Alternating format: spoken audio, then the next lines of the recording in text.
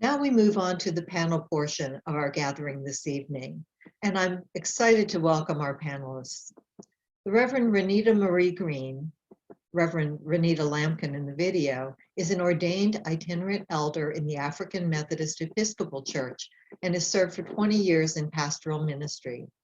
As an adjunct professor, she co-facilitated Black Lives Matter, the Theology of Ferguson at Eden Theological Seminary in St. Louis, and she taught religions of the world at Southeast Missouri State University in Cape Girardeau, Missouri. She's currently the Associate Director for Religious Diversity and Ecumenical Ministry at the University of Dayton in Dayton, Ohio, and a regular columnist for the Christian Recorder. The Reverend Dr. Larry Pickens is Executive Director of the Pennsylvania Council of Churches. A native of Chicago, Dr. Pickens earned a bachelor's degree in political science from North Park University, a Master of Theological Studies and a Master of Divinity from Garrett Evangelical Theological Seminary, a Doctor of Ministry from Chicago Theological Seminary, and a Juris Doctorate from DePaul University College of Law.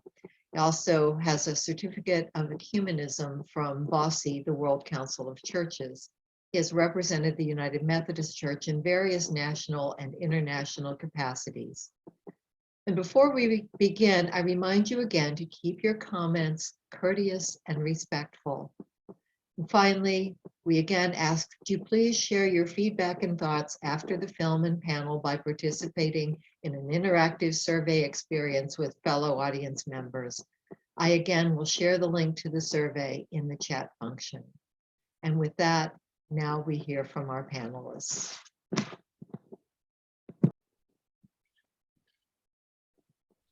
Well, welcome this evening to both of you. I'd like to ask if you would be willing to speak briefly right now about your experiences around racial injustice and violence against people of color. And Reverend Green, would you like to start? Yeah, so I am the mom of Black children and biological mother. And so, you know, with having interracial children, the police don't stop and say, oh, your mom is white. Okay, we'll treat you nicer now. You know, like they don't get a pass because their mom is white. And if anything, for them having a white mom made things more difficult because white people don't really, white people who are racist, even if they aren't acknowledging their racism, they are not very kind to white people who have been immersed in Black community. So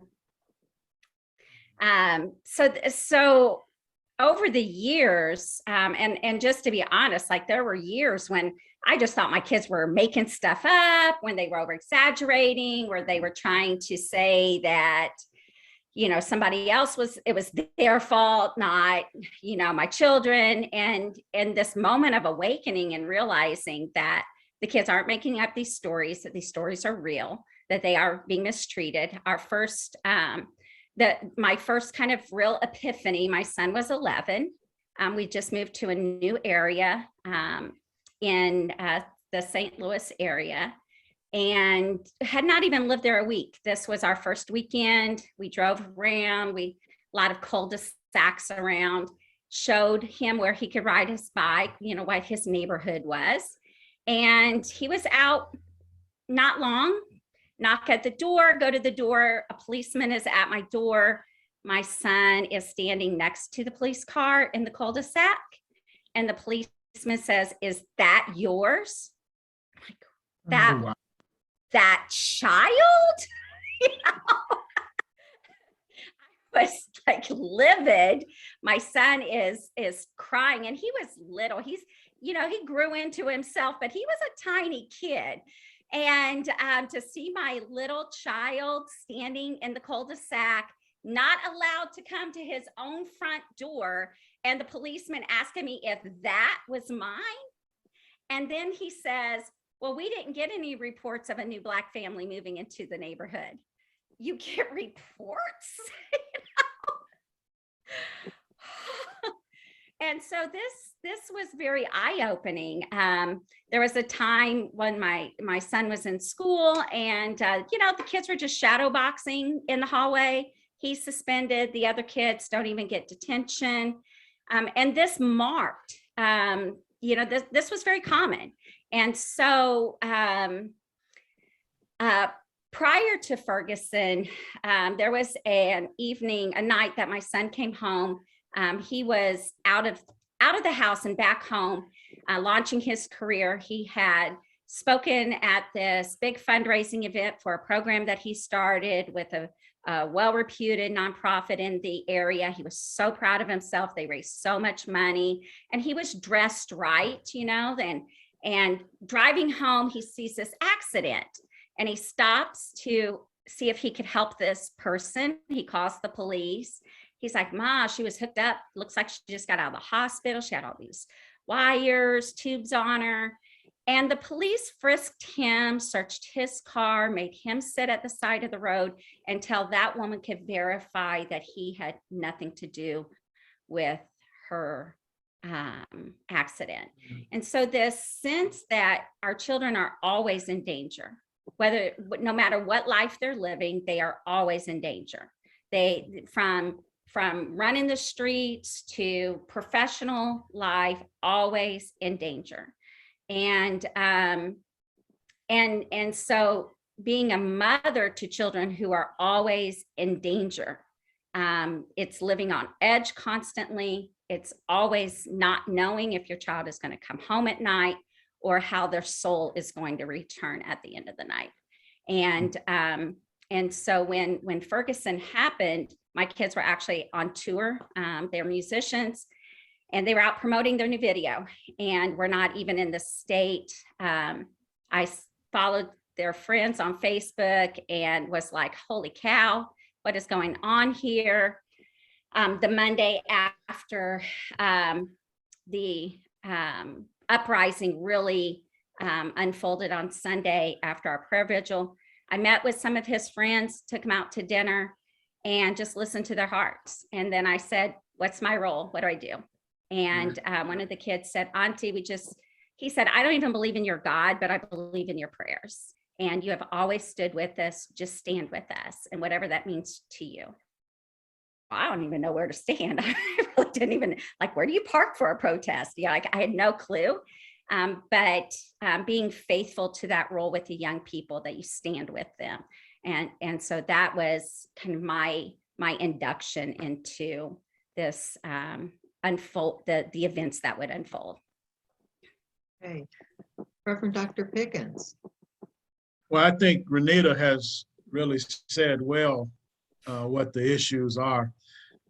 And I think that the fact that so much of this is systemic, as young Black boys and girls go through the socialization process, they're almost marked from the very beginning. And I think Isabel Wilkerson sort of gets at this in terms of talking about caste and the importance of whiteness in a caste system and what that means for Black people. And I think that dynamic is at work in the context of how violence is perpetrated against Black and Black and brown bodies. So it manifests itself in educational systems where, as Renita just mentioned, if a Black child is punished for something, the punishment usually is more severe for them. I've heard of instances where Black children have been referred to as predators, the Hillary Clinton language. I think that there is a predisposition that places Black and brown children in a category where they're endangered, really. So one's color oftentimes defines the dynamic of how that that child is going to progress. And that's why we talk about a prison, a school to prison pipeline, because it oftentimes begins in the school system, this structure that is moving young young Black boys and girls toward the criminal justice system. And the fact is, if you expose children, young people to the criminal justice system early in life, they will more than likely progress through it. So they don't get the opportunities to experience intervention oftentimes. So that becomes an issue for our communities when it comes to how do we intervene, how do we make the intervention in order to assure that they're not on this track toward the criminal justice system. So I think these are the issues that Renita touches on, and I think that they are common ideas that we need to look at. It's ironic that we're talking today when the voir dire for Ahmaud Arbery's trial is taking place. And I'm listening, even I was watching court TV, and they were talking about some of the questions that the defense wanted to ask in the voir dire. Questions like, what do you think about the Confederate flag? Or do you think Black Lives Matter is a good thing or a bad thing?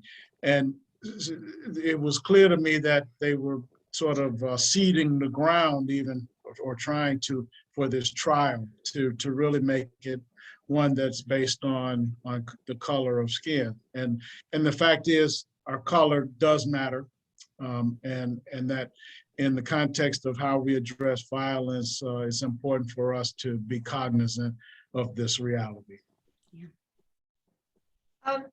Wanted to ask, do you think the killing of Michael Brown, the response immediately following in Ferguson, how things played out there, had some, do you think that all of this has contributed to changes in the system, or in the conversation, I should say, about racial justice and violence against people of color? One thing that I'm pretty sure of is that if it hasn't changed the conversation, it has brought the conversation to light. I think people have been having this conversation, but the broader community did not know that this conversation was happening. When you're not directly impacted, then you don't know about how people are being injured and how they're pushing back and resisting the government, resisting policies. Don't know about groups that existed. I learned so much about groups that have been advocating for police reform long before Michael Brown was murdered. I had no idea those groups existed. So I think the conversation has been going on. I think the conversation did not get attention. I think that we didn't pay attention to the conversation. I think that until we are directly impacted by issues, whatever those issues are, we live in an ignorant bliss of sort. We don't have to hurt for things that we don't know are happening. We don't have to be spurned to action when we don't know things are happening. But what this also did do is for those of us who may have been able to just say, well, I didn't know that this was the issue. I didn't know these things were happening. We know now. And now we don't get to play, now we don't get to hide behind this sign, this banner, this illusion of not knowing. Because we do know. And if we don't know exactly what's happening, we know what's possible. And that's one thing that I think that the biggest thing to me, standing on the streets when these tanks came out and they're shooting tear gas And they had these canisters that actually followed us as we ran. Like, what is that? I had no idea that these things existed. I had no idea that counties owned this type of stuff, and that at some point it would be legal for them to wage assault on a community in the middle of a neighborhood. Where were we when this was approved? Where were we when somehow it was okay to bring tanks into a neighborhood? Where were we? Were we voting for this? Did it come up for a vote? Did we not realize the implications of it? Did we buy whatever story they were selling us at that time? You know, so has the conversation changed? I think the conversation is the same. I think more people are involved now. And I think the conversation is louder. And I think the conversation is getting more, having a broader impact. I don't know. What do you think, Dr. Pickens? I agree. I think you're right.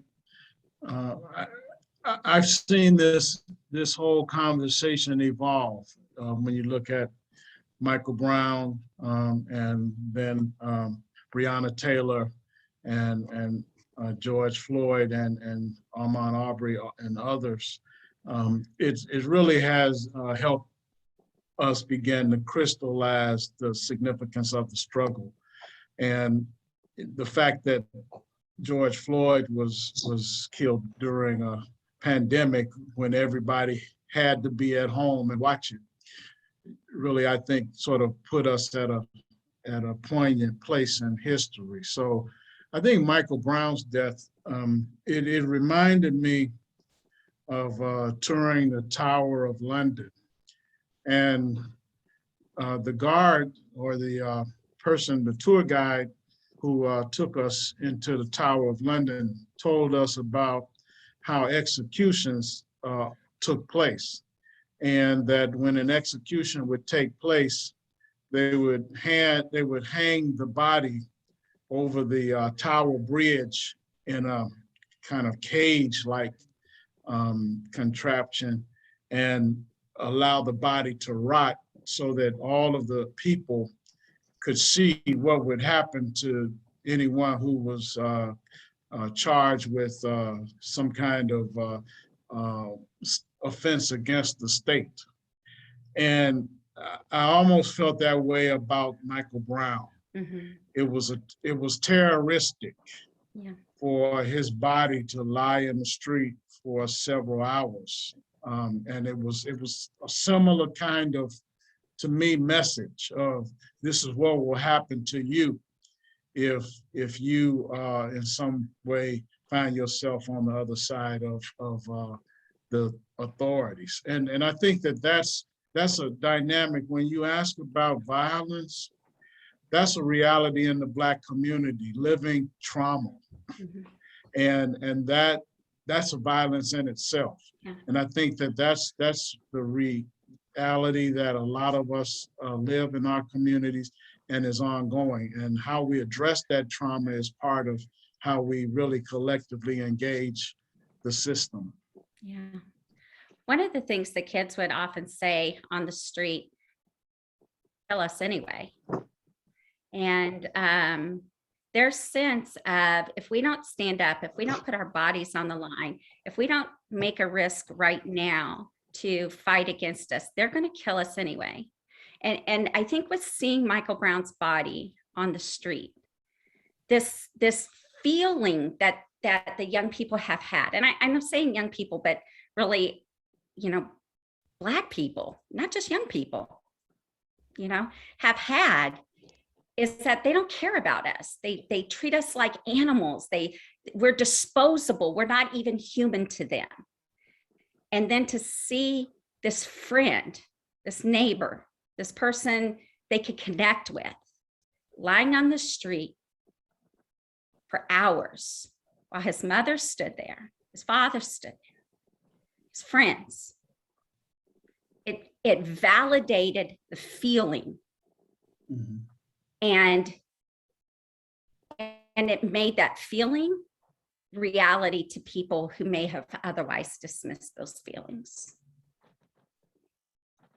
it made it true. Definitely a means for dehumanizing anyone who would be in your position. I wanted to turn a little bit, the subtitle of this film is A Father's Journey to Find Purpose Within Tragedy. And I'm wondering if you think the grief and the actions of a father or any family member and in doing the work following an event like this can have any effect on changing attitudes or changing this system that permits the killing of people of color by police.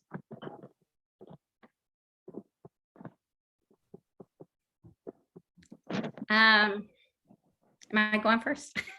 Yeah, you go. Okay. You have the best answers. I don't think so. You're too kind. Yeah, so grief on display is not new. Taking notice of grief on display. So looking at it theologically, when we see all throughout the scriptures how grief was processed, the laments, the rending of clothes, the sackcloth and ashes, grief has been on display. One of the most impactful Bible characters to me is Rizpah, and Rizpah comes to, and her only debut in the Bible at the end of 2 Samuel, when she is standing in the gap for the 7 sons of Saul who were unjustly executed by the state and their bodies left us. Dr. Pickens was talking about the Tower of London. That's what happened in the story. And her grief and her disdain for the government, for the king, was so deep that she did not leave that spot. And she beat off the vultures, she beat off the wild prey until the government conceded. And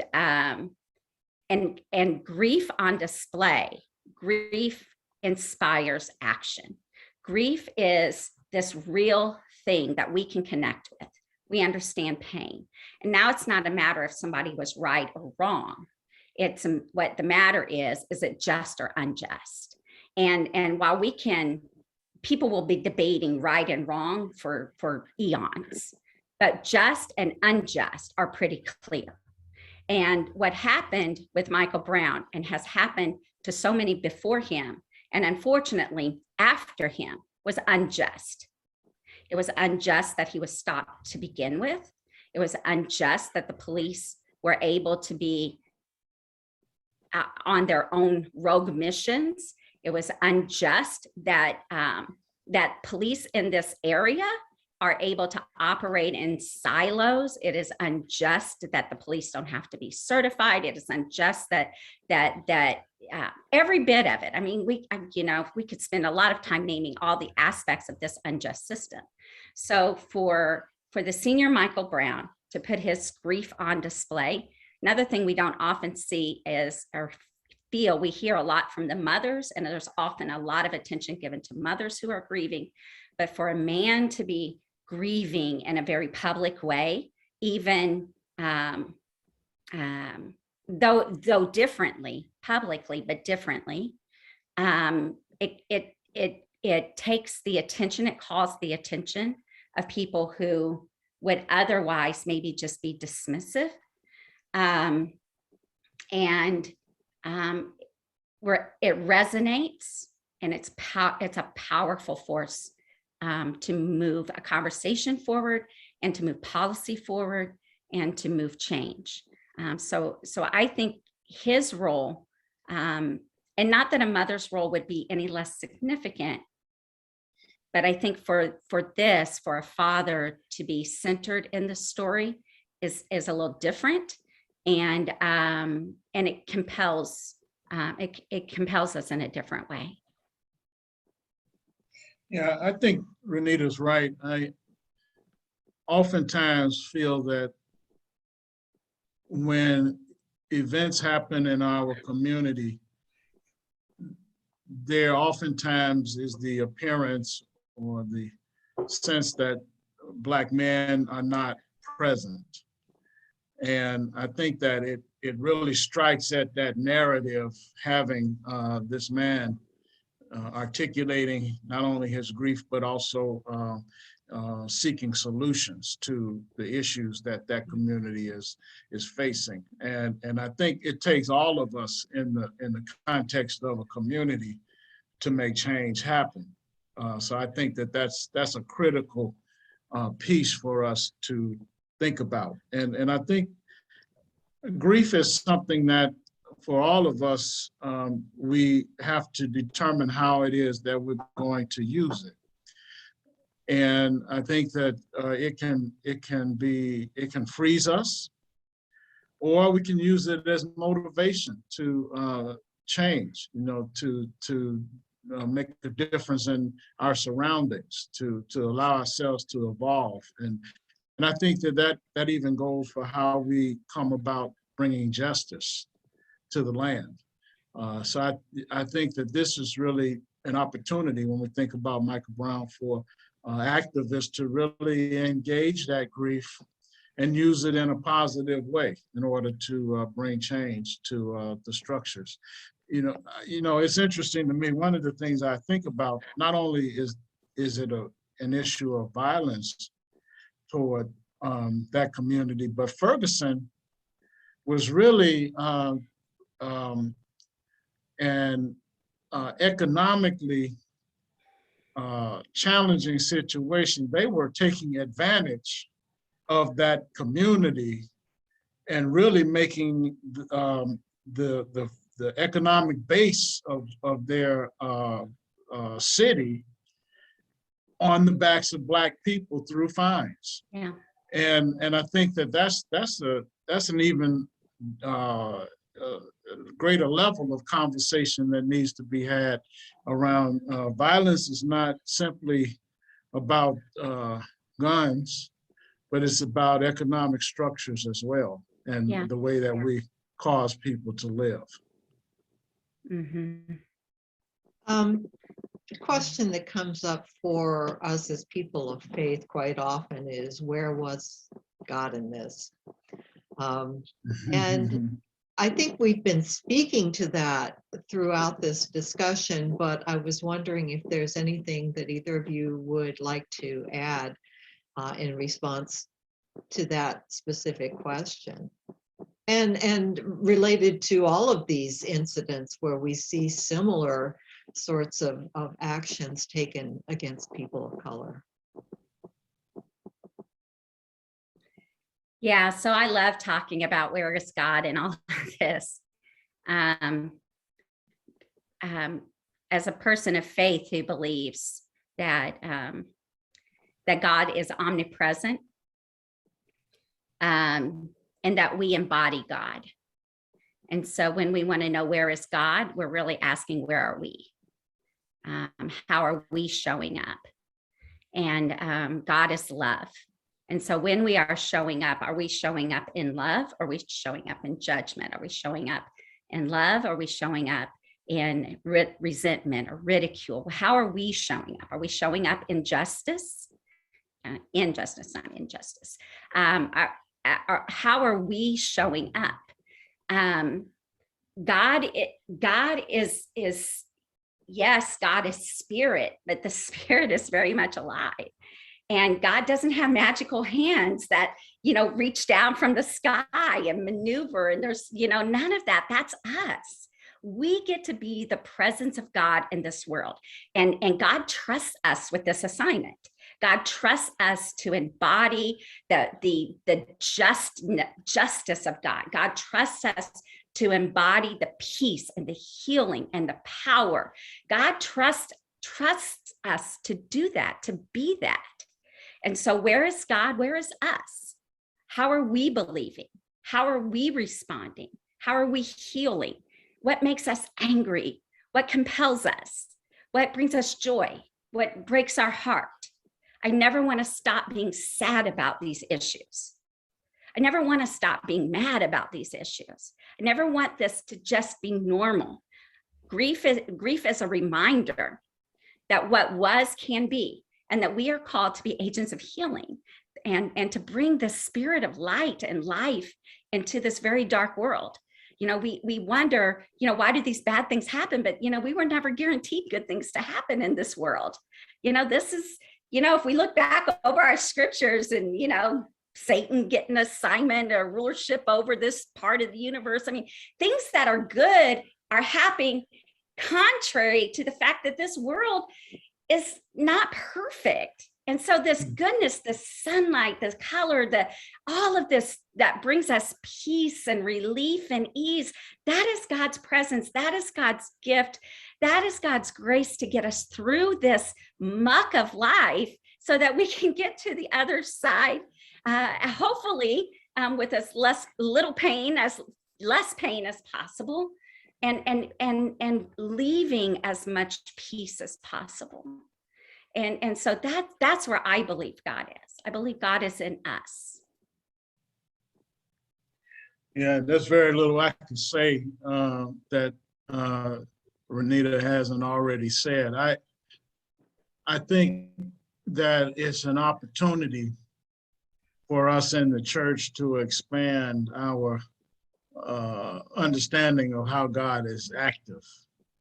And it reminds me of the fact that some of the traditional ways that we've understood the church being engaged may have to be transformed, and they are being transformed. And I remember one example where it was following Charlottesville, and a group of activists who had been there were describing their experience, and they talked about how they went around Charlottesville to the churches and asked them if they would come out and walk with them.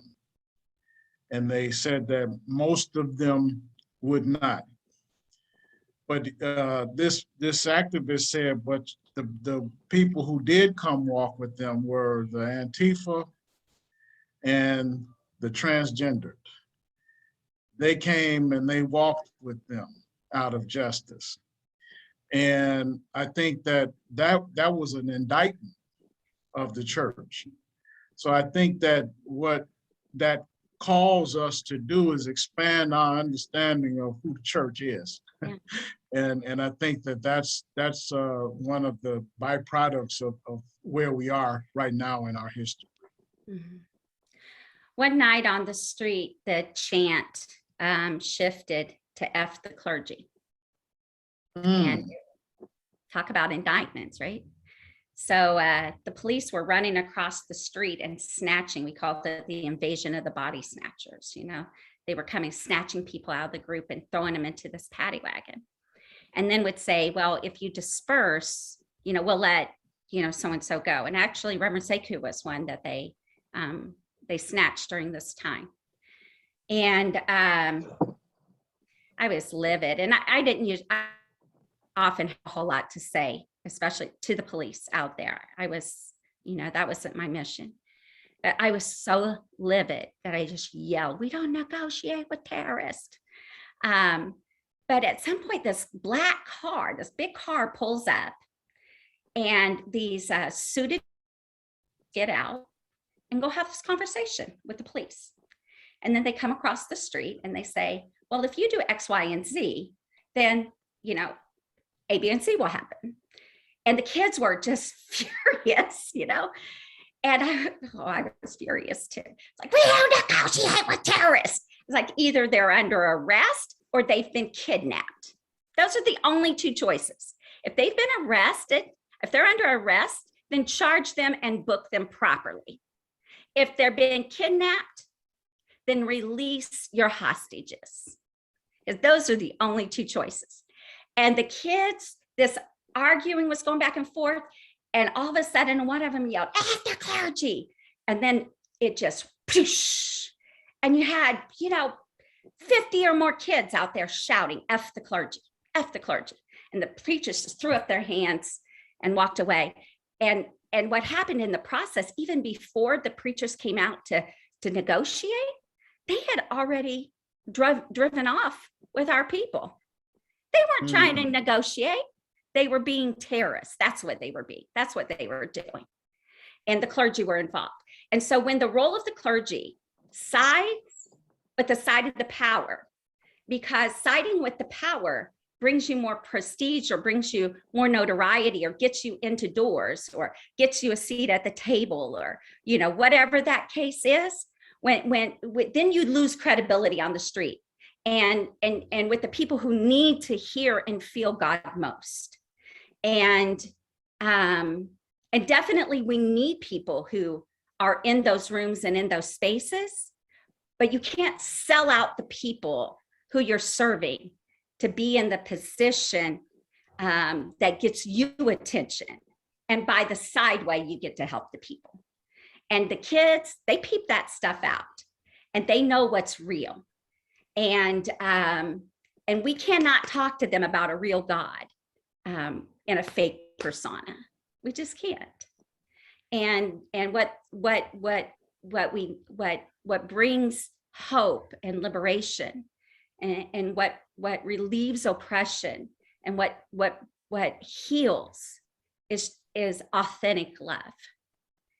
And people know when they're being loved, and they know when they're being used to promote a cause. That's a powerful word.